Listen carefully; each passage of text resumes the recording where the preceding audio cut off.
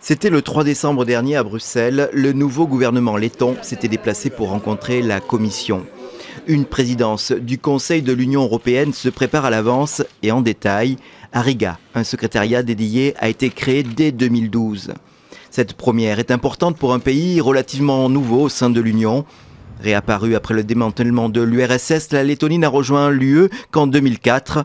Une jeunesse que le ministre des Affaires étrangères relativise. Moi, je pense que 10 ans au sein de l'Union européenne, c'est relativement long.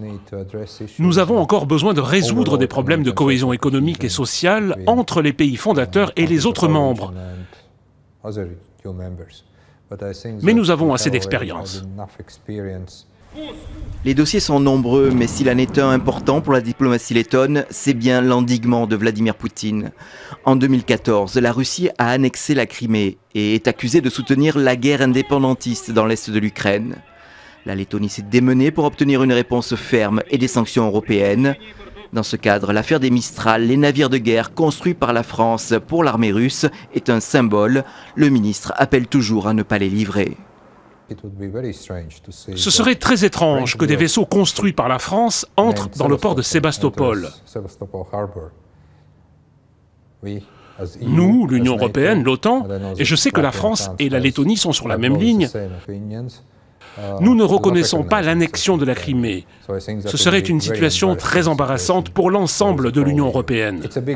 C'est une grave affaire de livrer une technologie si moderne. Ce n'est pas une question d'un ou deux bateaux, c'est une question de technologie de pointe livrée à la Fédération de Russie et nous devrons prendre cela très au sérieux.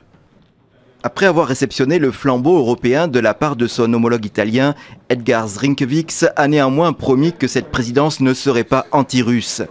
Mais en mai prochain, la toute nouvelle Bibliothèque nationale accueillera un sommet du partenariat oriental destiné à renforcer les liens entre l'Union européenne et ses voisins de l'Est, une politique qui déplaît fortement à Moscou.